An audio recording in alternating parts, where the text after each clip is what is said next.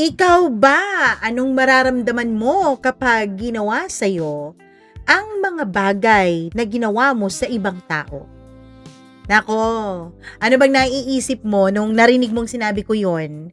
Did you do good things to others na matutuwa ka pag ginawa nila yun sa'yo? O may inabuso ka, may tinapakan at may sinaktan? Tapos gagawin yun sa'yo, anong mararamdaman mo?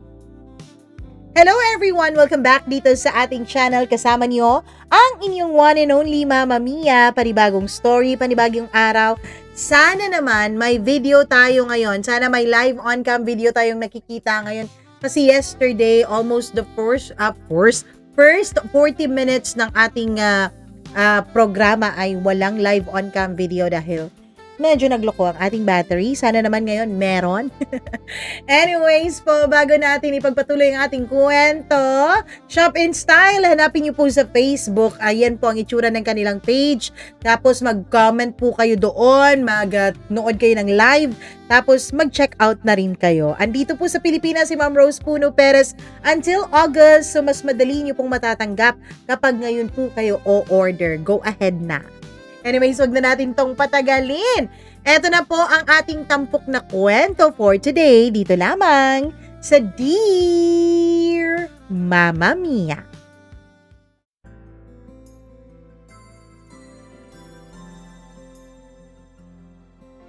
Marami sa atin ang hindi natin nare-realize kung gaano talaga kalaki ang nagawa natin sa isang tao kung hindi ito gagawin sa atin pabalik.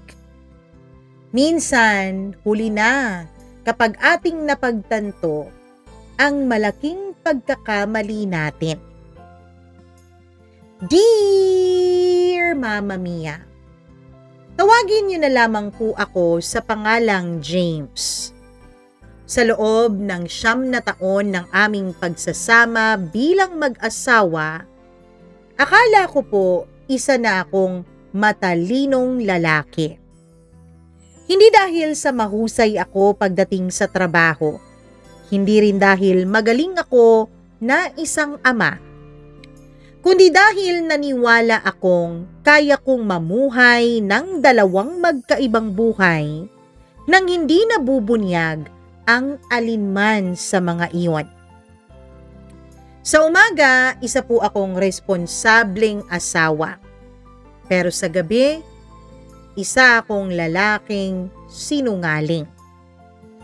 At sa loob ng maraming taon, nagtagumpay naman akong pagsabayin ang 2 mundong iyon. O baka yun lang talaga ang akala ko. Nakatira po kami sa isang tahimik na subdivision. Hindi naman kami mayaman, pero hindi rin naman kami gaanong naghihirap. Sapat lang ang buhay namin. Sapat lang ang kinikita namin. May maliit kaming bahay na pinag-ipunan naming mag-asawa ng halos 5 taon bago ito tuluyang naipatayo. Meron kaming 2 anak. Si Sofia ay 8 taong gulang lang, habang si Mateo ay 6 na taong gulang naman. Tuwing umaga, nagigising ako sa amoy ng kape at bagong lutong itlog tsaka sinangag. Hindi dahil sa magaling akong asawa, kundi dahil nakapangasawa ako ng isang babaeng sobrang sipag, si Laura. Kung may taong dapat gawing halimbawa ng pagiging mabuting asawa at ina, siya na yun, Mama Mia. Hindi siya yung tipong napapansin agad kapag pumapasok sa isang silid. Hindi naman kasi siya sobrang ganda. Hindi rin siya maingay. In fact, tahimik lamang siya. Simpleng manamit. Hindi rin mahilig sa mga flashy na mga alahas. Hindi mahilig sa pasosyal na buhay. Pero may kakaiba kay Laura. May uri ng kabutihang hindi kayang itago kahit gaano pa siya katahimik. At alam yun ng lahat ng tao sa paligid namin. Alam ng aming mga kapitbahay, alam ng aming mga kaibigan, pati na rin ng mga magulang ko. Madalas kong marinig ang parehong salita kapag si Laura na ang pinag-uusapan. Alam mo James, napakaswerte mo kay Laura. Yun ang lagi nilang sinasabi, Mama Mia.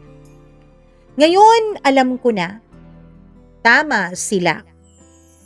Pero nung mga panahon na yun, hindi ko yun pinapansin. Dahil kapag araw-araw mong nakikita ang isang bagay, minsan nakakalimutan mo ng pahalagahan ito.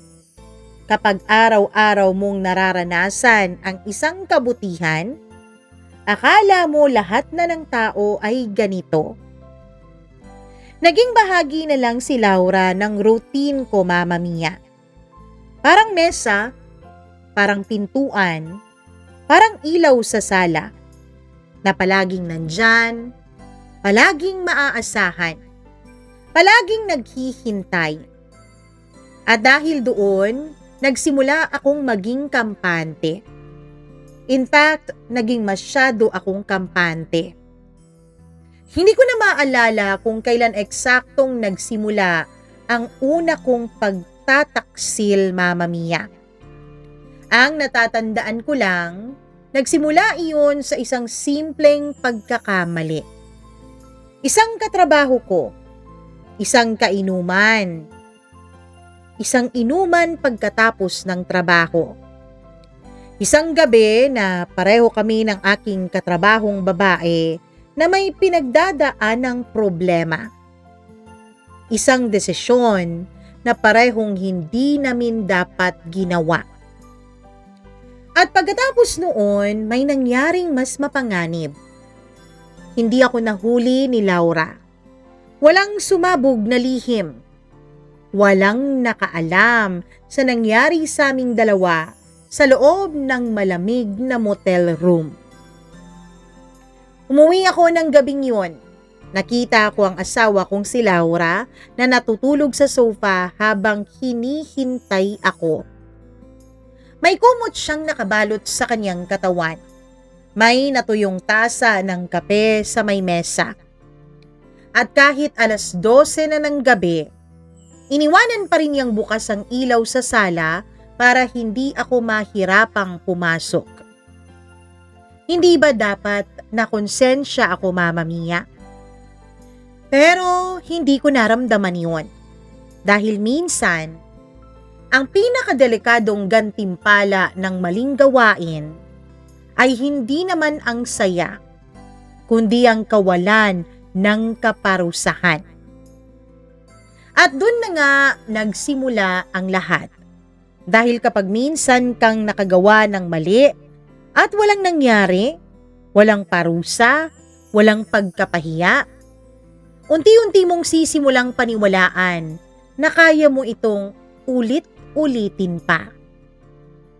At yun na nga mismo ang ginawa ko sa loob ng maraming taon. Lumipas ang panahon, dumami ang mga kasinungalingan ko, Mama Mia. Dumami rin ang mga dahilan. May emergency meeting. Kailangan kong bumiyahe ng ilang araw para sa trabaho. May pa-dinner ang client. Traffic eh. Late nang nakauwi ang boss, alangan naman mauna ako. Paulit-ulit ang mga dahilan na yun. Araw-araw, linggo-linggo, buwan-buwan, taon-taon. Minsan nga, hindi ko na kailangang mag-isip ng bagong dahilan. Parang nasanay na lang din kasi ang asawa ko, Mama Mia. O baka, yun lang din ang akala ko. Hindi kasi siya nagtatanong masyado. Hindi siya nagagalit. Hindi rin siya katulad ng ibang mga asawa na nag-iimbestiga. In fact, hindi niya binubuksan o chinecheck man lang kahit minsan ang cellphone ko. Hindi rin niya hinihingi ang mga passwords ko kahit nung magjowa pa lang kami. Hindi siya nagtatanong kung nasaan ako. At para sa isang lalaking katulad ko noon, yun yata ang pinakamagandang regalo. Yung kalayaan. Kalayaang gawin ng lahat ng gusto mo nang walang nangingialam. Pero ngayon, kapag binabalikan ko ang lahat, hindi pala yun kalayaan. Pagod pala ang tawag sa nararamdaman niya. Pagod na siyang magtanong, pagod na siyang masaktan, pagod na siyang marinig ang mga kasinungalingang alam naman niyang hindi talaga totoo. Pero nung mga panahon na yun, hindi ko yun nakita bilang ganon, Mama Mia. Dahil masyado akong naging abala sa sarili kong kaligayahan at kasinungalingan. May isang gabi na hindi ko makalimutan. Mga ilang taon na rin ang nakaraan bago tuluyang gumuho ang lahat. Umuwi ako ng halos 12:00 na naman ng madaling araw. Ganun lagi. Galing ako noon sa motel. Kasama ang isang babaeng may asawa na rin, kaya hindi ko dapat kasama. Pagdating ko sa bahay, tahimik ang buong paligid. Dahan-dahan akong pumasok at doon ko nakita si Laura. Gising pa rin siya, nakaupo sa dining table namin ng mag-isa. May hawak siya ng tasa ng malamig na kape. Hindi siya nagsasalita. Hindi rin naman ako nagsasalita. Nagkatinginan lang kaming dalawa. At pagkatapos ng ilang segundo ay ngumiti siya. Yung ngiting pagod. Yung ngiting parang wala ng lakas para magtanong. Nandyan ka na pala. Lika, kumain ka muna. Yun lang. Wala nang iba. Hindi niya tinanong kung saan ako galing. Hindi niya tinanong kung sino ang kasama ko. Hindi niya tinanong kung bakit amoy pabango ako ng ibang babae. At imbis na makaramdam ako ng ginhawa, may kung anong mabigat na bumara sa dibdib ko. Pero gaya ng lahat ng pagkakataong binigyan ako ng konsensya ng babala, hindi ko pa rin yun pinansin, Mama Mia. Hanggang sa dumating ang araw na nagpabago ng lahat. Isang ordinaryong Huwebes, isang ordinaryong hapon, at isang tagpong hindi ko kailanman malilimutan habang ako ay nabubuhay. Dahil yun ang araw na unang beses kong nakita ang asawa kong masaya. At hindi ako ang dahilan ng sayang iyon. Mama Mia, may mga eksenang kahit ilang taon na ang lumipas, ay nananatiling malinaw sa ating isipan. Parang letrato. Parang sugat na nakaukit na hindi na kailanman maghihilom. Parang kantang minsan mong narinig at hindi mo na makalimutan. Ang hapon na yun ay isa sa mga eksenang hindi ko mabura-bura sa aking isip. Kahit gustuhin ko, kahit subukan ko. Kahit araw-araw ko pang lokohin ang sarili ko. Nagsimula ang lahat sa isang tawag mula sa aking katrabaho. Bandang 3:00 na noon ng hapon. Katatapos lang ng isang napakahabang meeting at sumasakit na ang ulo ko sa dami ng problemang kailangang ayusin sa opisina. James, kung gusto mong makatikim ng pinakamahusay na apple pie sa buong lugar natin, pumunta ka sa Cafe San Miguel. By the way, hindi yan ang totoong pangalan ng cafe, Mama Mia. Binago ko lang. Napangiti ako. Talaga? Oo, subukan mo. Kapag nagustuhan mo, ako ang magbabayad. Napatawa ako, Mama Mia. Pagkatapos naming mag-usap, ay naisip kong dumaan muna sa cafe na sinasabi niya bago ako umuwi. Nung araw na yun, milagro naman na wala akong lakad kasama ang isang babaeng hindi ko dapat kasama. Hindi ko alam noon na ang simpleng desisyon na yon, ang simpleng pagdaan ko sa cafe na mention ng katrabaho ko, ay magpapasimula pala ng pagbagsak ng buong mundong maingat kong binuo sa loob ng maraming taon. Makulimlim ang panahon nang makarating na ako sa downtown. Katatapos lang ng mahinang ulan. Basa pa ang mga kalsadang bato. May mga taong naglalakad habang may mga daladalang payong. May mga tindahang nagsisimula ng magsindi ng kani-kanilang mga ilaw. At sa kung anong dahilan, napakatahimik ng paligid, Mama Mia. Parang may hinihintay, parang may paparating. Nang makarating ako sa cafe, agad kong naamoy ang pinaghalong amoy ng bagong timplang kape, cinnamon at tinapay. Mainit ang loob, komportable. May mga estudyante. May mga magkasintahan na tila nagdi-date. May mga matatandang nagkukwentuhan. Normal na araw para sa normal na lugar. Normal sana. Hanggang sa mapunta ang tingin ko sa may bintana. At tumigil ang mundo ko, Mama Mia. Si Laura yun, ang asawa ko. Hindi ako maaaring magkamali. Kabisado ko ang bawat galaw niya. Ang paraan ng kaniyang pag-upo. Ang bahagyang pagyuko niya kapag nakikinig. Ang paraan ng paghawak niya sa tasa ng kape gamit ang dalawang kamay. Asawa ko yun. Pero mukha siyang hindi ko asawa. Hindi siya ang Laura na araw-araw kong nakikita sa bahay. Hindi siya ang Laura na laging nakapusod ang buhok. Hindi siya yung Laura na palaging mukhang pagod. Hindi siya yung Laura na palaging inuuna ang lahat bago ang sarili niya. Ang babaeng nasa harap ko ay parang Laura nung una ko siyang nakilala. Masigla, masayahin, magaan, buhay. Nakalugay ang kaniyang buhok. May maliit na hikaw siyang kumikislap-kislap sa liwanag ng cafe. At higit sa lahat, Mama Mia, ngumingiti siya. Hindi simpleng ngiti, kundi yung totoong ngiti. Yung ngiting matagal ko nang hindi nakikita sa kanya. Yung ngiting dati ay para lamang sa akin. Pagkatapos ay nakita ko siya, yung lalaking kasama niya. Siguro, nasa 30 anyos yung lalaking yon. Mas bata sa akin ng ilang taon.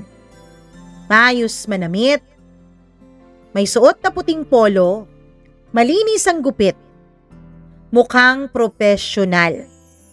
At ang pinakaayaw kong makita ay ang paraan ng pagtitig niya sa asawa ko, Mama Mia. Na para bang mahalaga ang bawat salitang lumalabas sa bibig ni Laura. Parang wala siyang ibang gustong gawin kundi ang makinig sa asawa ko. Na para bang si Laura ang sentro ng mundo niya. At doon ako unang nakaramdam ng kakaiba. Hindi galit, kundi inggit.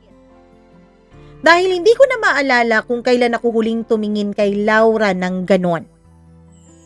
Nagpatuloy ang pag-uusap nilang dalawa.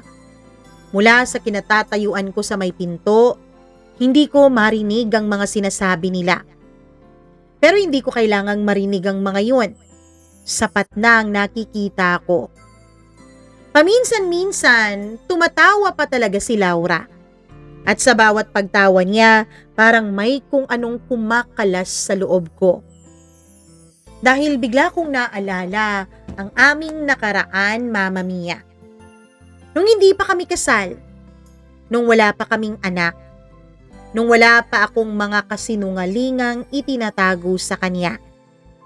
Nung ako pa ang dahilan kung bakit siya tumatawa ng ganon. 23 years old lamang ako nang una kong makilala si Laura Mama Mia. Nagtatrabaho siya noon sa isang maliit na bookstore. Madalas kasi akong dumadaan doon kahit wala naman akong bibilhin. Hindi dahil mahilig ako sa libro, kundi dahil gusto ko siyang makita. Tahimik siyang babae noon, mahiyain. Pero kapag ngumingiti siya, ay parang lumiliwanag ang paligid. 3 buwan akong nanligaw sa kanya araw-araw. 3 buwan akong paulit-ulit niyang tinatanggihan. Hanggang sa isang araw, pumayag siyang makipagkape sa akin. At sa gabing yun, tumawa siya sa isa sa mga pinakapangit kong biro. At dun ako tuluyang nahulog sa kanya. Nakakatawa. Dati, handa akong gawin ang lahat para mapasaya siya, kahit magmukha akong tanga. Pero habang tumatagal ang pagsasama namin, unti-unti akong tumigil. Hindi ko napansin, hindi ko naman sinadya, pero nangyari na lang. Hanggang sa isang araw, naging parang maliit na bahagi na lang siya ng buhay ko araw-araw. At ang pinakamasakit, Mama Mia, hindi ko man lang napansin kung kailan nawalan ng saya ang mukha ng asawa ko. Habang bumabalik ako sa nakaraan ay bigla namang tumawa muli si Laura. Kaya napabalik ako sa kasalukuyan. May sinabi yung lalaki, napailing siya habang nakangiti. Pagkatapos, nangyari ang eksenang bumasag sa natitirang katahimikan sa loob ko. Dahan-dahang inabot ng lalaki ang kamay niya sa ibabaw ng mesa at hinawakan nito ang kamay ng asawa ko. Tumigil ang paghinga ko, nanigas ang katawan ko. Parang may sumuntok sa sikmura ko, Mama Mia.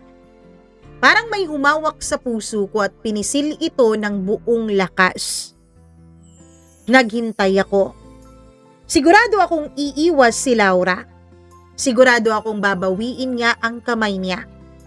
Sigurado akong tatayo siya, magagalit, aalis. Sigurado akong may gagawin siya na kahit na ano para ipakita sa lalaking ito na hindi siya pwedeng hawakan dahil pagmamay-ari na siya ng iba. Pagmamay-ari ko na siya. Pero walang ginawa ang asawa ko makalipas ang ilang segundo. Hindi niya binawi ang kamay niya, Mama Mia. Hindi siya umiwas. Hindi siya nagulat. Hindi siya mukhang hindi komportable.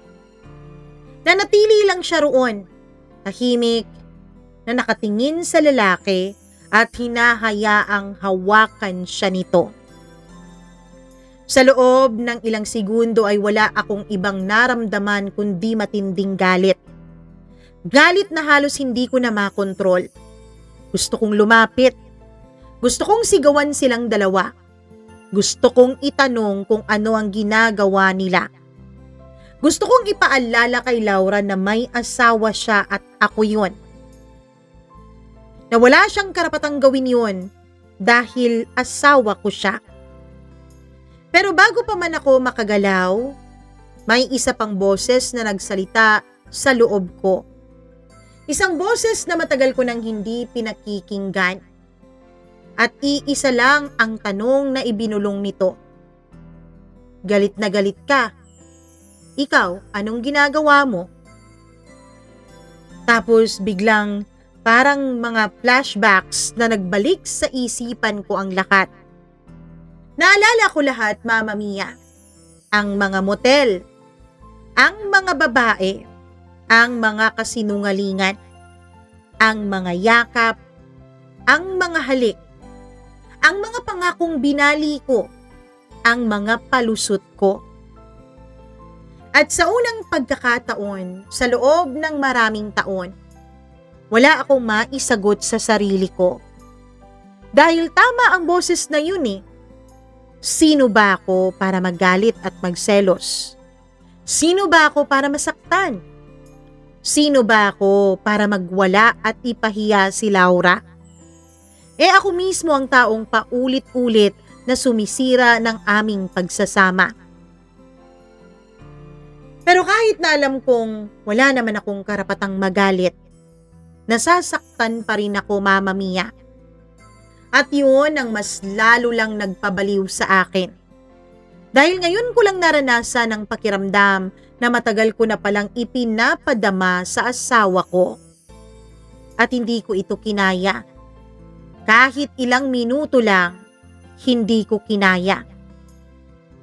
Hindi ko na matatandaan kung paano pa ako nakalabas sa cafe na yon.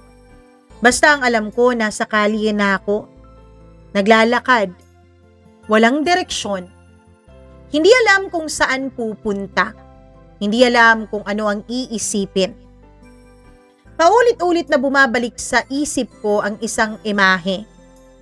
Ang kamay ng lalaking yun. At ang kamay ni Laura. Magkadikit. Na para bang may lihim silang alam na hindi ko alam. At habang naglalakad ako sa gitna ng lumalamig na hapon, hindi ko pa alam na ang eksenang yun ay simula pa lamang pala.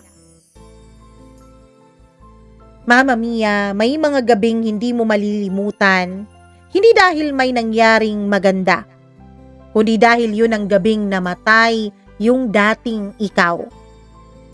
At ang gabing yun ay naging simula ng katapusan ng lalaking akala niya kontrolado niya ang lahat. At ang lalaking yun ay walang iba kundi ako. Hindi ko alam kung ilang oras akong nagpalibot-libot sa syudad matapos kong makita si Laura at yung lalaki sa cafe. Paulit-ulit kong sinasabi sa sarili ko na baka mali lang ako nang nakita. Na baka magkaibigan lang silang dalawa. O baka magkamag-anak na malayo at hindi ko kilala. Baka naman ang pinag-usapan nila ay tungkol sa trabaho lang. Baka may paliwanag kung bakit sila nandun at kung bakit magkadikit ang mga kamay nilang dalawa. Pero sa kaibuturan ng puso ko, alam kong hindi yun ang dahilan kung bakit ako nasasaktan. Siguro hindi dahilan yung ibang lalaki. Nasasaktan ako dahil nakita kong masaya ang asawa ko. At hindi ako ang dahilan ng saya sa kanyang mukha. Bandang 8:00 na ng gabi nang ako ay makauwi. Tahimik na ang subdivision namin. May ilang ilaw na lamang ang nakabukas sa mga bahay-bahay. May mga batang naghahabulan pa sa kalye. May tumatahol na aso mula sa di kalayuan. Normal ang lahat, maliban sa akin.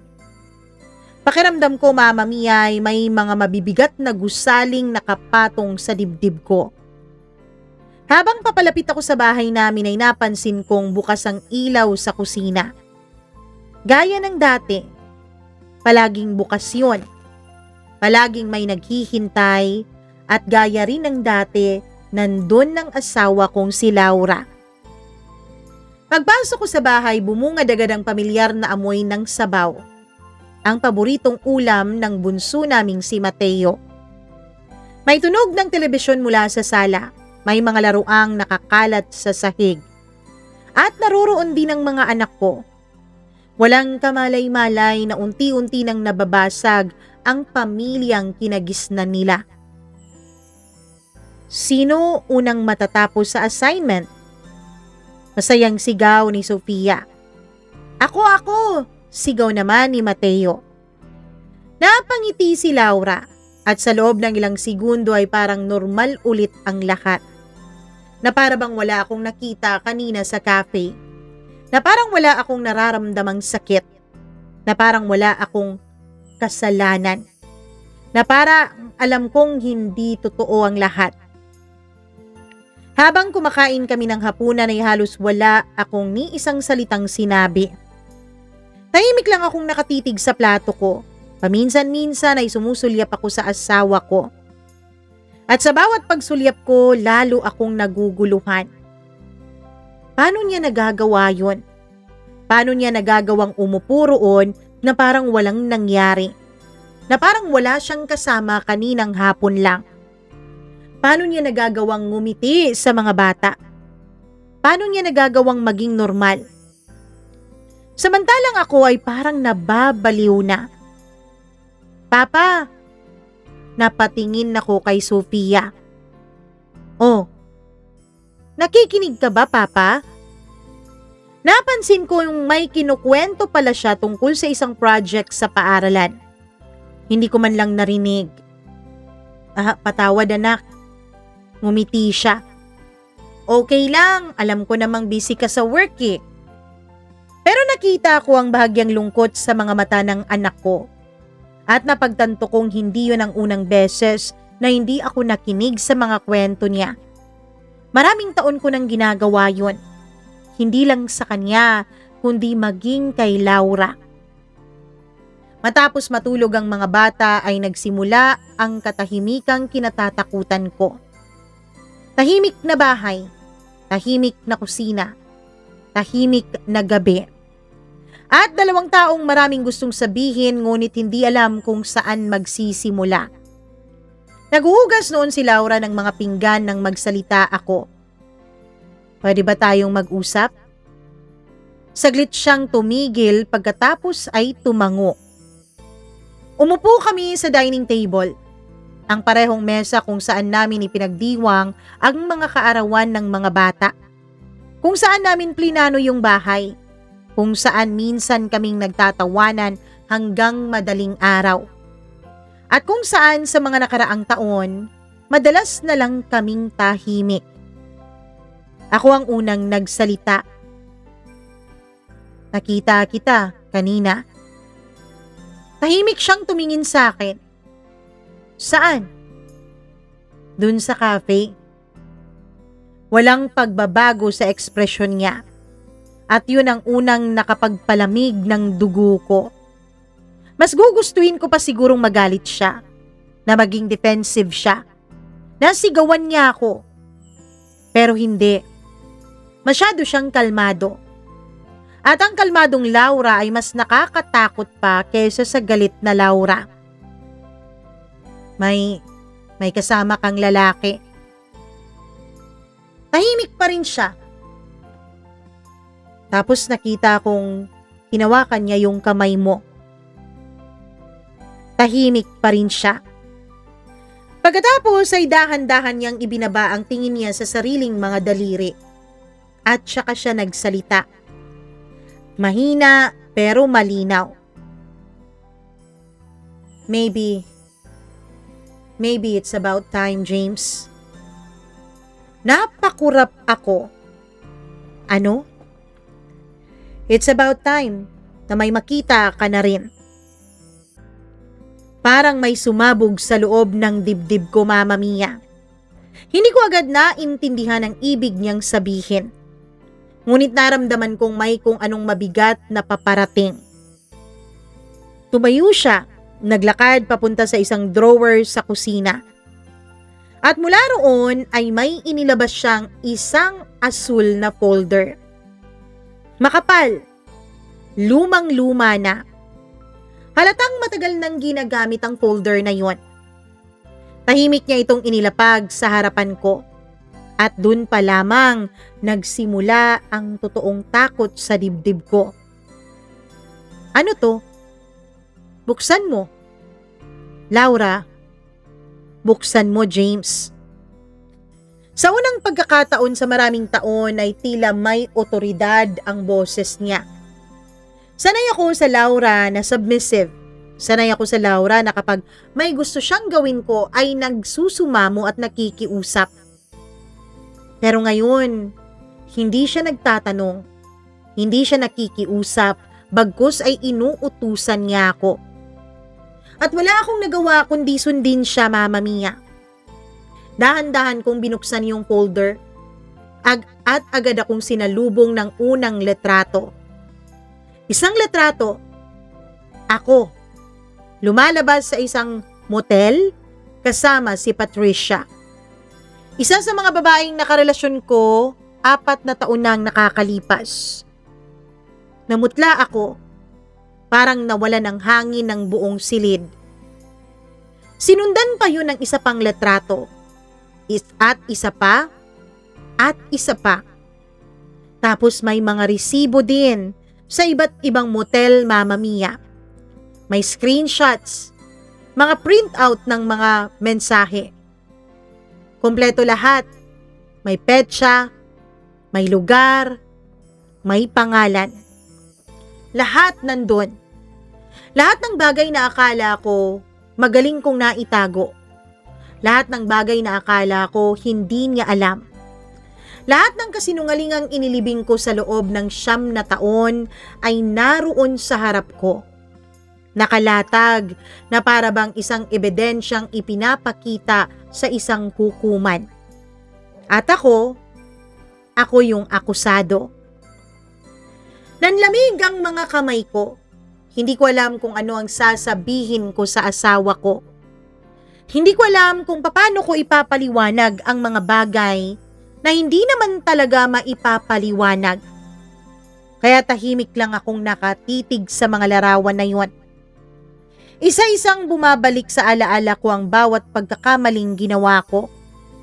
At sa unang pagkakataon, nakikita ko ang mga ito mula sa pananaw ng asawa ko. How long? Halos pabulong kong tanong. Anong how long? Gaano mo na katagal alam? Napangiti siya. Pero hindi ito yung ngiti na nakita ko kanina na ibinigay niya sa ibang lalaki. Ito yung ngiti na binibigay niya sa akin kapag pagod na siyang makipag-usap o makipag-argue. Well, almost 5 years. Parang tumigil ang mundo ko. 5 taon. 8 taon na kaming nagsasama, Mama Mia. Ibig sabihin, 5 taon na niyang alam. Kaya halos lahat alam niya. Dahil sa totoo lang, nagsimula akong magloko 2 years after ng kasal naming 2. Hindi ako makapaniwala. Hindi ako makapaniwala na natiis niyang itago ang nalalaman niya sa akin sa loob ng 5 taon. Kung alam mo pala, napahinto ako sa tanong ko. Dahil hindi ko magawang sabihin, kaya siya na ang kumempleto sa tanong na yon. Kung alam ko naman pala, bakit hindi kita iniwan? Napayuko ako. Hindi siya sumagot. Hindi niya dinugtungan ang sinabi niya. Tahimik lamang siya. Pagkatapos, dahan-dahan kong itiningala ang mukha ko at nakita ko ang unang luhang namuo sa mga mata niya. Pero hindi yun bumagsak. Parang matagal na rin ang mga mata niyang pagod sa pagpapabagsak ng mga butil-butil ng luha. Dahil mahal kita, James. Mama Mia, hindi ko akalain na masakit palang marinig ang mga salitang mahal kita. Mas masakit pa yun kaysa sa sigaw. Mas masakit pa kaysa sa sampal. Mas masakit pa kaysa sa kahit na anong mura. Dahil totoo yun. At alam kong totoong mahal niya ako. Pero, noon yun, James. Sabi niya, araw-araw akong umaasa na baka magising ka. Dahil mag-asawa tayong 2. Araw-araw akong umaasa na baka face lang yun. Baka lilipas lang din. Baka pipiliin mo naman ako. Hindi ako makasagot sa mga sinabi niya, Mama Mia. Dahil wala akong maibigay na depensa. Wala akong maibigay na paliwanag. Dahil tama siya. Hindi ko siya pinili. Paulit-ulit ko siyang hindi pinili. Dahan-dahan siyang huminga. Pagkatapos ay yumuko sa mesa. At mula sa loob ng folder, inilabas niya ang isang puting sobre. Pangalan ko ang nasa harapan. At hindi sulat kamay ni Laura ang pagkakasulat. Ngunit sulat yun ng ibang tao, ibang lalaki. Biglang bumilis ang tibok ng puso ko. Parang may kung anong mali. Parang may mas malaking lihim pa. Mas malaki kaysa sa lahat ng nasa loob ng folder. Sino siya? Mahina akong tanong. Sino yung lalaki kanina? Tahimik si Laura. Tinitigan niya ang sobre at sa unang pagkakataon ng gabing yon, nakita ko ang tunay na lungkot sa kaniyang mukha. Hindi siya galit. Hindi siya napupuot at lalong wala siyang balak na maghiganti. Lungkot ang nabasa ko. Isang napakalalim na lungkot. Pagkatapos ay tinulak niya ang sobre papalapit sa akin. At sinabi niya ang mga salitang tuluyang nagpayanig sa buong pagkatao ko. Hindi siya kabit, James. Napakurap ako. Kung ganun, ano siya? Siya ang taong tumulong sa akin para mabuhay. Pagkatapos mong paulit-ulit na patayin ang puso ko. May mga salitang hindi mo inaasahang maririnig mo buong buhay mo. At kapag narinig mo ang mga yun, parang may bahagi ng pagkatao mong tuluyang nababasag. Ang sinabi ni Laura ang isa sa mga yun, Mama Mia. Siya ang taong tumulong sa akin para mabuhay pagkatapos mong paulit-ulit na patayin ang puso ko. Hindi ako agad nakasagot doon. Parang may humarang sa lalamunan ko. Parang may mabigat na bagay na dumagan sa dibdib ko. Dahil sa unang pagkakataon, hindi na pagtataksil ang pinag-uusapan namin. Hindi na kabit, hindi na kasinungalingan. Kundi ang pinsalang iniwan ko sa isang taong minsan ay nangakong mamahalin ko habang buhay. Tahimik ang kusina. Naririnig ko lamang ang mahinang ugong ng refrigerator at ang pagtiktak ng orasan sa dingding. Mga napakasimpleng tunog. Pero sa gabing yun, parang bawat segundo ay mas mabigat kaysa sa nakaraan. Tinitigan ko yung sobre, Mama Mia. Ayaw ko itong buksan. May kung anong nagsasabi sa akin na kapag binuksan ko yun, wala nang balikan pa. Natuluyan ko nang makikita ang mga bagay na matagal ko nang pinili na huwag pansinin. Sino siya? Muli kong tanong. Mas mahina, mas pagod, mas takot. Hindi agad sumagot si Laura. Nakatingin lamang siya sa ibabaw ng mesa. Parang binabalikan niya ang mga ala-alang matagal na niyang ikinulong. Naaalala mo pa ba? 2 taon na ang nakalipas nung naaksidente si Mateo. Bigla akong natigilan. Siyempre naaalala ko yun. Paano ko yun makakalimutan? Nahulog siya noon sa hagdan ng paaralan. Nagkaroon ng malalim na sugat sa ulo. Kinailangan niyang dalhin agad sa ospital. At doon nagsimulang bumalik ang isang ala-alang matagal ko nang nakalimutan. Nung araw na yun, Mama Mia, ay umabsent naman ako sa trabaho. Nasa isang motel room ako. Kasama ang isa sa mga naging babae ko. Tumawag si Laura ng halos 10 beses pero hindi ko sinagot. Pagkatapos ay nag-text siya. James, pakiusap. Tawagan mo ako, nasa ospital kami. Hindi ko agad nakita yung mensahe. Dahil abala ako sa pagpapaligaya sa ibabaw ng kama kasama ang babae ko. At kahit nakita ko na yun, pagkalipas ng isang round namin, ay halos 2 oras din bago ako tumawag pabalik. Dahil umisa pa kami, Mama Mia. Naisip ko na sa ospital naman na sila. Ligtas na yun eh. Noong dumating ako ng ospital ay tapos na ang lahat. Nalagyan na ng tahi si Mateo. Nakaalis na yung doktor, kalmado na ang sitwasyon.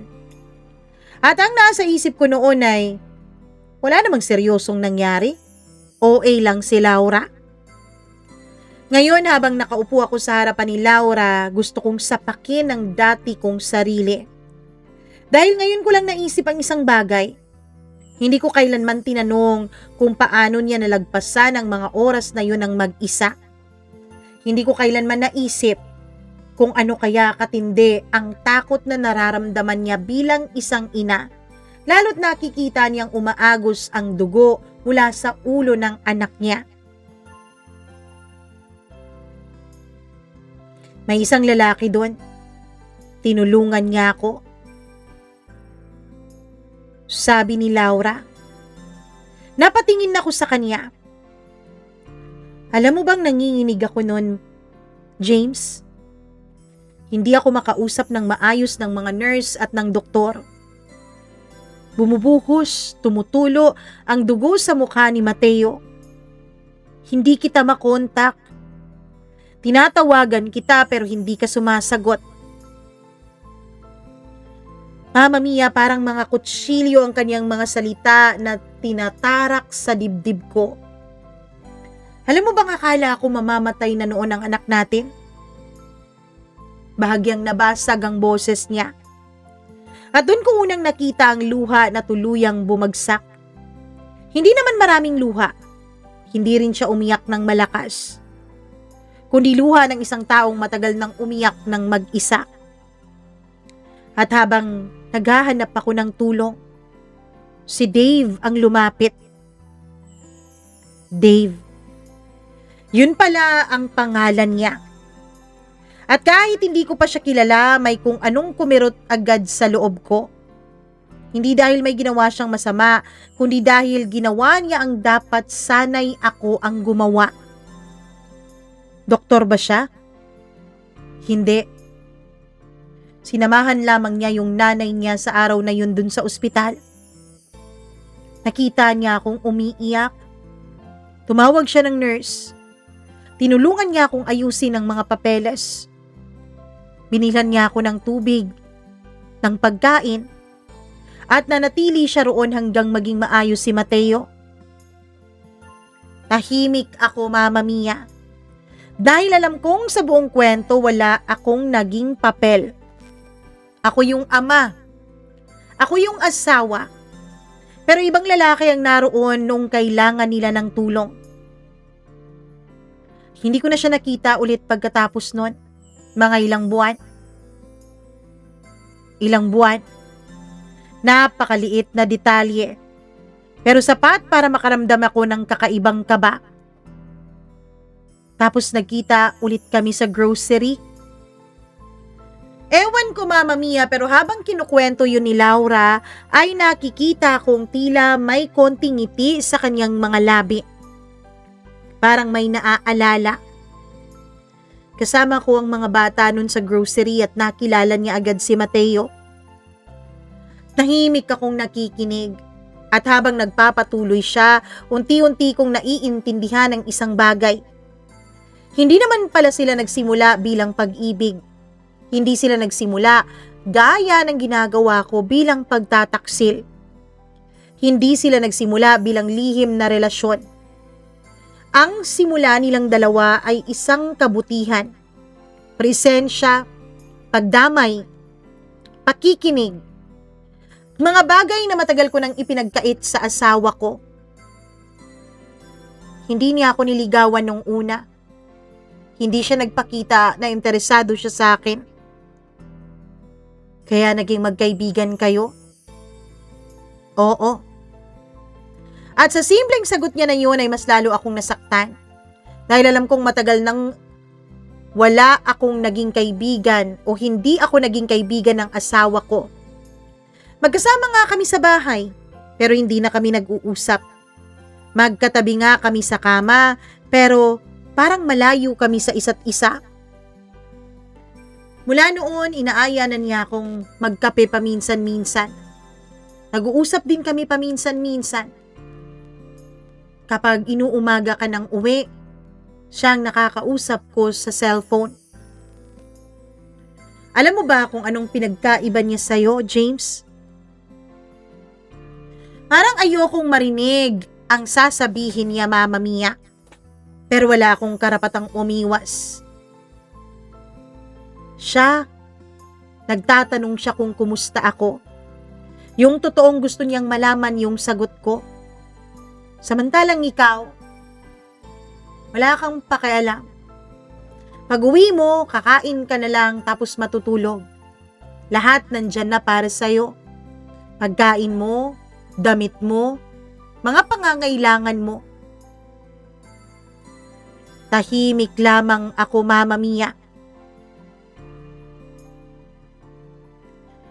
Tsaka, mula noon, alam kong kasalanan. Pero hindi ko napigilan ng sarili ko, James. Hindi ko napigilan ng sarili kong ma-appreciate siya. Hindi ko mapigilan ng sarili kong matignan ang pagkakaiba ninyong dalawa. Ikaw na ama ng mga anak ko, hindi ako ma-appreciate. Siya, kahit walang kami, kahit hindi ako pumahayag na maging magkarelasyon kami, hindi siya nawala. Lagi siyang nandyan, iniintindi at ginagabayan ako, sinusuportahan. Hindi mo naman siguro ako masisisi kung mahulog ako sa kanya, diba?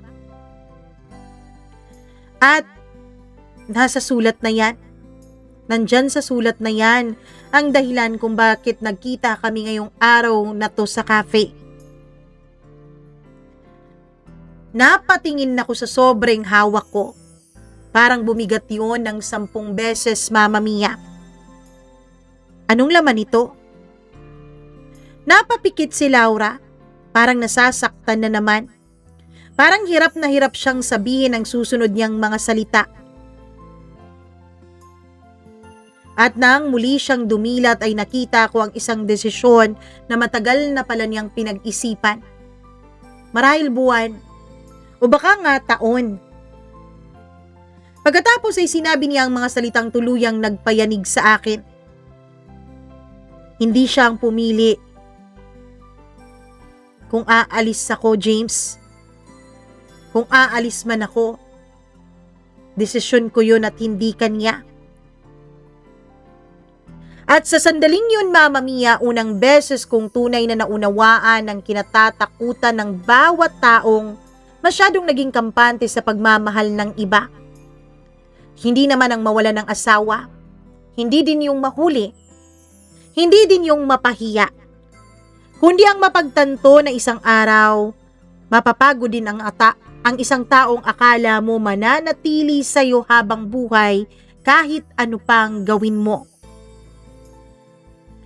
May mga pagkakataon na gusto mong pigilan ng oras. Hindi dahil masaya ka, kundi dahil alam mong kapag nagpatuloy ito, ay may katotohanan kang hindi mo na matatakasan. Napatingin ako sa puting sobre sa harapan ko. Hindi ko ito mahawakan agad na para bang may apoy sa loob. Parang alam kong kapag binuksan ko yun, may bahagi ng buhay ko na tuluyan nang mawawala. Sa kabilang bahagi ng mesa ay tahimik lamang si Laura. Hindi siya nagsasalita. Dahan-dahan kong inabot muli yung sobre. Nanginginig ang mga kamay ko. Hindi ko matandaan kung kailan ako huling nakaramdam ng ganitong klasing takot. Marahil nung bata pa ako. Marahil nung mamatay ang ama ko. O baka marahil wala pa kailanman. Dahil ang takot na ito ay sadyang kakaiba. Takot na gawa ng sarili kong mga pagkakamali. Binuksan ko yung sobre. Isang papel ang nasa loob. Nakatiklop ito ng maayos. At sa itaas nito ay nakasulat ang pangalan ng lalaking yon. Biglang bumilis ang tibok ng puso ko. Unti-unti kong iniladlad ang liham at nagsimula akong magbasa. Laura, kung binabasa mo itong sulat na to kasama si James, Nangangahulugan itong dumating na ang araw na matagal mong ipinagpaliban. Parang may humigpit sa dibdib ko at napatingin ako kay Laura. Hindi siya tumingin sa akin pabalik. Nakayuko lang siya. Tahimik. Alam kong nabasa na niya ang nasa loob ng liham na yon. Nagpatuloy ako sa pagbabasa. Una sa lahat, gusto kong malaman mo na hindi ko isinulat to para sirain ang pamilya mo. Kung may isang bagay akong hinangaan sa'yo mula nung makilala kita, yun ay ang paraan ng paglaban mo para sa mga anak mo. Maraming tao ang nagsasabing matatag sila, pero ikaw ang isa sa konting taong nakita kong tunay talagang matatag. Napahinto ako. Hindi ko alam kung bakit, Mama Mia, pero may kung anong sumikip sa lalamunan ko.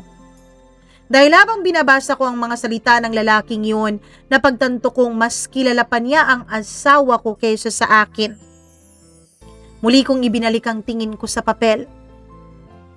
Nakita kita dun sa ospital nung araw na akala mo mawawala na si Mateo. Nakita kitang umiyak sa banyo dahil ayaw mong makita ng anak mo na natatakot ka. Nakita kitang umiti sa kanya kahit nanginginig ka na sa takot. At nung araw na yun, unang beses kong nakita kung gaano kalaki ang puso ng isang ina. Napapikit ulit ako, Mama Mia. Biglang bumalik ang lahat.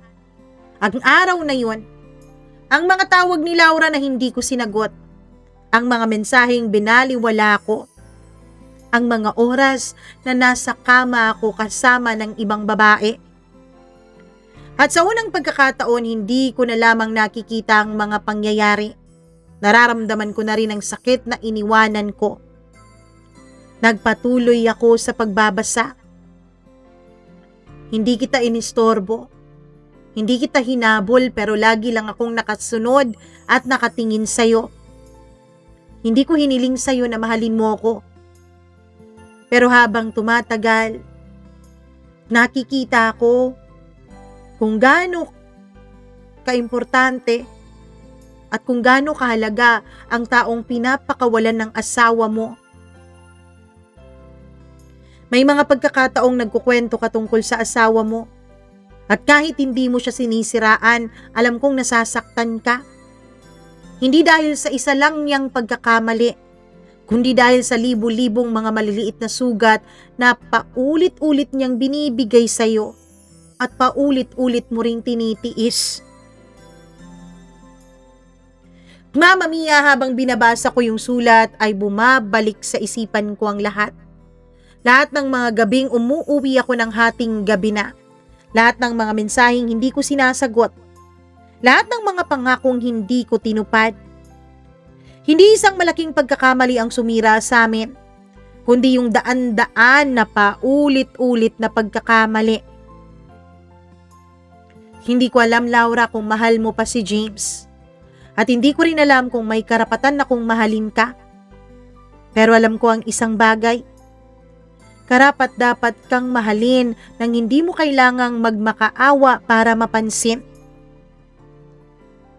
Tumulo ang unang luha ko, Mama Mia, ng tahimik. Pero sapat na ang luhang yun para maunawaan kong may bagay nang nababasag sa loob ko. Sa loob ng maraming taon naniwala akong sapat na yung pagbibigay ko ng pera, ng mga pangangailangang pinansyal ng pamilya ko. Sapat na umuuwi pa rin ako ng bahay. Sapat ang pagiging provider pero hindi pala. Dahil bago ako naging ama, naging karelasyon muna ako ni Laura. At ang mga bagay na yun, hindi naman yun ang kailangan ni Laura. Hindi naman yun ang hiniling niya. Hindi siya kailanman humiling ng mga mamahaling regalo. Hindi niya kailanman hiniling ang malaking bahay o ang perpektong buhay. Ang gusto lang niya ay yung asawang pipiliin siya sa araw-araw. At binigo ko siya sa parting yon ng paulit-ulit. Nagpatuloy ako sa pagbabasa. Kung darating ang araw na piliin mong umalis, hindi kita pipigilan. Kung pipiliin mong manatili, hindi rin kita huhusgahan. Dahil ang pinakamahalagang bagay na natutunan ko mula sa iyo ay ang pagmamahal, hindi pagmamay-ari. Ang pagmamahal ay ang pagpili. Napubuntong hininga ko, Mama Mia. Dahil yun mismo ang bagay na matagal ko nang nakalimutan. Hindi ko pala pag-aari si Laura. Hindi siya isang gamit. Hindi siya bahagi lang ng bahay ko. Hindi siya isang furniture o fixture sa buhay ko. Hindi siya isang taong mananatili kahit ano pa man ang gawin ko. Araw-araw niya akong pinili at araw-araw ko namang pinili siyang saktan. Ang pinakahuling bahagi na ng liham, Mama Mia, ay naramdaman kong halos hindi na ako makahinga.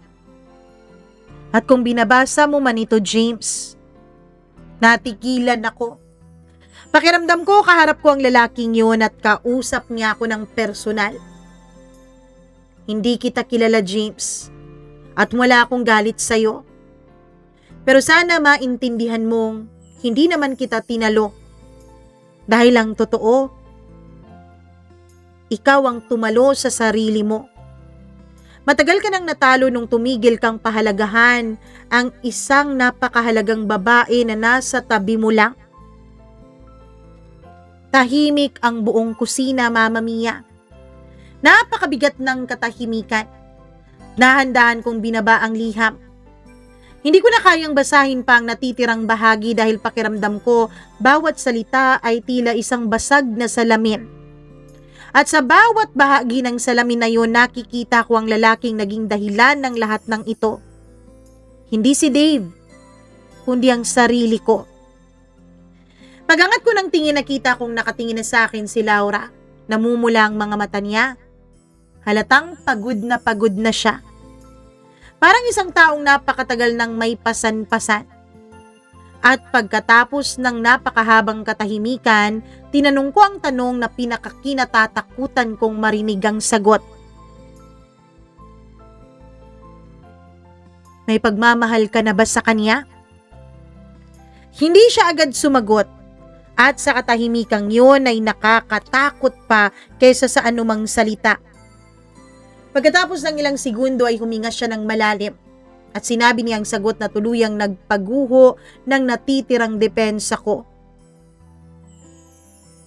Hindi ko alam kung mahal ko na siya. Pero alam kong matagal ko nang hindi nararamdaman na mahal mo ko, James. At hindi ko na ipagpipilitan ng sarili ko. Hindi na ako hahawak pa sa pangako ng kasal nating dalawa. Hindi na ako hahawak pa na hindi naman talaga tuluyan kang mapapasa kamay ng iba dahil asawa kita. Hindi ko na hahawakan pa ang salitang asawa kung paulit-ulit lang akong sinasaksak noon. Mama Mia, parang may kung anong tuluyang nabasag sa loob ko. Hindi ko mapagtanggol ang sarili ko. Wala akong makuhang ipaliwanag sa kanya na totoo at mauunawaan niya. Wala akong ibang maidadahilan dahil alam kong totoo ang sinabi niya. Tahimik kaming naupo ng ilang minuto. Hindi ko alam kung gaano katagal. Marahil 5 minuto o baka kalahating oras. Sa mga sandaling yun, wala ni isa sa amin ang nagsalita. Parang pareho kaming pagod. Parang pareho na kaming ayaw nang magsalita at ayaw nang gumawa ng kahit na anong paraan. Ilang saglit pa, sa wakas ay tumayo si Laura. Matutulog na ako. Napatingin ako sa kanya. Napakarami kong gustong sabihin. Gusto kong sabihin na patawarin mo ako, na huwag kang umalis, na bigyan mo pa ako ng pagkakataon, na mahal pa rin kita. Pero kahit marami akong gustong sabihin ay wala namang lumalabas sa bibig ko. Dahil alam kong hindi sapat ang mga salita. Hindi pagkatapos ng 5 taon, Mama Mia. Tahimik siyang naglakad papunta sa hagdan. Pagdating niya sa ikalawang baitang ay huminto siya. Hindi siya lumingon, nakatalikod lang. Bukas, kung hindi ka aalis sa bahay na to, kami ng mga bata ang aalis, James. At dun na nga nabasag ang puso ko, Mama Mia. Hindi, huwag kayong umalis. Huwag niyo akong iwan. James, kahit anong pilit pa natin, hinding-hindi na tayo babalik sa dati. 5 taon kong tiniis ang mga nalaman ko. 5 taon kitang paulit-ulit na minahal, kahit na paulit-ulit mo akong sinaktan.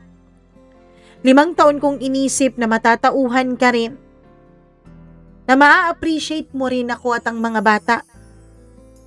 Pero kung hindi mo pa ako nakita kanina, dun sa cafe, hindi mo maiisip ang mga bagay na to ngayon, 'di ba? Kung hindi mo ako nakita kanina sa cafe, hindi mo maiisip na masakit yung mga ginawa mo sa akin. Ako na ang sasagot, James. Hindi ko na tatanungin kung mahal mo pa ako. Dahil kung mahal mo ang isang tao, hinding-hindi mo naman talaga siya sasaktan ng ganito. Kung mahal mo ang isang tao, hindi ka na maghihintay na makita mong masaya siya kasama ang iba bago ka gumawa ng aksyon, 'di ba? Kaya please, huwag na tayong magpanggap. Oo, nakakapagod mag-explain sa mga kaibigan, sa pamilya, kung anong nangyari sa ating dalawa. Pero at least ang pagod na yun, pwedeng isahan na lang eh. Etong pagod na nararamdaman ko sa'yo, baka ito ang maging dahilan para pumanaw ako ng mas maaga sa mundong ito. Natamimi ako sa mga sinabi niya, Mama Mia. Hindi na ako makapag-argue pa dahil wala na akong pwedeng sabihin pa. Sige, aalis ako kung yan ang gusto mo. Yun na lang ang tanging naisagot ko. Kinabukasan, maaga pa akong nagising pero wala na sa tabi ko si Laura. Paglabas ko, wala ring tao sa kusina pati sa sala. Pagtingin ko sa kwarto ng mga anak ko ay wala din sila doon. Pagpunta ko pabalik dun sa kwarto ay may nakita akong isang sulat sa bedside table ko. James, bibigyan kita ng 5 oras para umalis sa bahay na yan. Pagbalik ko kapag nandyan ka pa, kami ang aalis ng mga bata. Napaluha ako. Talagang seryoso ang asawa ko. Totoo siya sa kanyang sinabi na ayaw na niya akong makasama. Naisip ko, Mama Mia, ako dapat ang umalis. Ako dapat ang mahirapan. Dahil kasalanan ko naman ang lahat ng to. Mabigat ang dibdib ko at umiiyak pa rin ako nung nag-empake ako ng mga gamit ko. Pagkatapos kong mag-empake ay lumabas na ako. Nung nasa sasakyan na ako ay hindi ko alam kung saan ako patutungo. Hanggang sa biglang nag-message sa akin ang kapatid ko. Kuya, sa bahay ka na muna. Nagulat ako. Ibig sabihin, in-inform na ni Laura ang kapatid ko tungkol sa mga nangyayari sa amin. Pagdating ko sa bahay ng kapatid ko ay dun niya ako sinumbatan. Sabi ko naman sa'yo, di ba? Dati pa. Na wag mong sasaktan si ate. Na tumigil ka na sa pambababae mo pero ayaw mo pa rin tumigil. Yan. Yan ang resulta, kuya. Mama Mia, ngayon, mag-isa na lang ako sa buhay.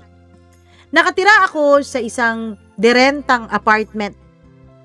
Ang anak ko at ang asawa ko, nakatira pa rin sila dun sa bahay na binili naming dalawa ng aking asawa. Gumugulong pa ngayon ang amin pong annulment ni Laura. Pero kahit na gumugulong pa rin ang annulment namin, ang balita ko ay silang dalawa na nung Dave. Mama Mia, hindi ko na sila ginulo. Masaya ako na nakahanap si Laura ng magpapasaya sa kanya kahit hindi ako yun. Sa ngayon wala po akong karelasyon. Napagtanto kong mahal ko pala ang asawa ko. Pero kahit kailan hindi ko na maibabalik yung dating Laura. Kahit kailan hindi ko na siya mapapangiti gaya ng pagpapangiti ni Dave sa kanya. Kaya kahit masakit, hinayaan ko siya sa ibang lalaki kung saan siya sasaya. Dahil alam ko naman na kasalanan ko ang lahat. At alam ko, Mama Mia, na marami ang manghuhusga sa akin dito sa inyong programa. Pero sinulat ko pa rin to. Ibinahagi ko pa rin to para dun sa ibang lalaki na nag-iisip na kaya nilang lusutan ang lahat ng kalokohang ginagawa nila. Alam nyo mga par, sa totoo lang, kapag tumatagal bago mahuli ang isang krimen, ang isang kasinungalingan at ang isang pagkakasala, mas lumalaki ang kabayaran ng mga ito. Kaya huwag kang matuwa kung hindi ka pa nahuli. Kung hindi ka pa nahuli, gumawa ka ng paraan para magbago na ang buhay mo bago pa mahuli ang lahat ng kagaya ko. Hanggang dito na lamang po, Mama Mia, at maraming salamat. Lubos na nagsisisi, James.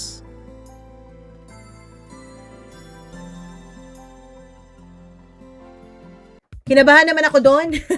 Kala ko mahuhulog na talaga cellphone ko. Anyways, yay! May video tayo for today. Buti naman, 'di ba? Dahil nung kahapon, walang video ang first 40 minutes natin. Buti na lang ngayon meron. Sana meron pa sa huling part na ito, no? Basta alam ko sa first 40 minutes nito, merong video. Anyways, wala na akong gustong sabihin pa. Bahala na kayo dyan sa comment section. Kayo na pong bahala. Ayoko na magsalita dahil baka makasakit pa ako ng damdamin. Charot lang. Pero karma is real. Yun lang. Wala daw sasabihin pero may sinabi pa rin. Anyways, hello muna ako sa ating mga suki na mga subscribers na mga naging members din natin. Hello ako kay Pepe Macaranas, Rosel Macdolor, Ernesto Boys, Alpha Garcia, Abdullah Wahab, Christina Aure, Marlia Guiana Shane, Miriam Gutierrez, Rose Arevalo, Rico Sedanco, Colleen Bueno, Gimaras Girl, Benson Boycer, Smackdax, Maria Elena Abe, Maureen Tugab, Gail Easy, Mila Raduban at syempre kay Freaky. Hi Freaky, maraming salamat sa iyo. At hello din ako sa ating mga kasuki na mga subscribers na laging nanonood, laging nakaabang. Salamat po. Hello ako kay Lizelle Paderes. Maraming salamat. Salamat. Para na akong AI. Salamat from Quezon City. Hello, Lizelle. Maraming thank you. Ruby Ramos from Yonlong. Maraming thank you din kay Christina Season at kay Charlene Baclohan. Kay Fredilyn Balao, maraming salamat. Hello din ako sa ating mga kasuki na sina Naomi Christine Madoro. Maraming thank you sa iyo, Naomi Christine Madoro. Ayun, hello din ako kay Jocelyn Manzo. Maraming salamat. Joner Solon, maraming thank you. Henry Yerba, maraming salamat. Mary Rose Kumarat. Hello din kay Ann Soto. Hi Ann. Kay Dex Zarizona. Hello po Dex Zarizona or Dex Arizona. Ano ba talaga? Ronaldine Talentino, maraming salamat. Maylene Ostan, thank you so much. At sa lahat po ng mga nakikinig sa atin, maraming salamat. Ako po si Mama Mia. Hanggang sa susunod nating kwento, abangan niyo po, ako po ang laging magbibigay sa inyo ng mga panibagong kwento. Hopefully panibago always. Mwah! Love you, bye! Ingat!